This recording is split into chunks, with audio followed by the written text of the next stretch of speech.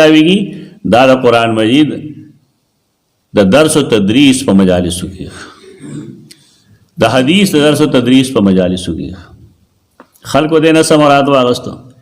یو ځای جمع شي د پچغه و ذکر شروع کی نو صبح کې پاسه غړیږي پچا باندې چې کم دی نو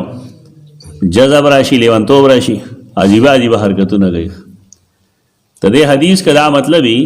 نه یو مثال د سوګو خي چې رسول الله صلی الله علیه وسلم او دا عملګرو په دې طریقه خلق جمع کړو او غیر ذکر کړو، دا بدعت ده. صحابه کرام دا طریقه نه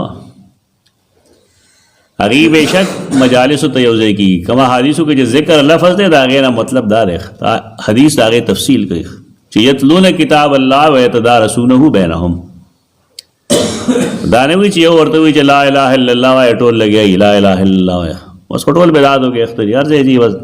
خپل شرم نه پریدي، دا بدعت ده.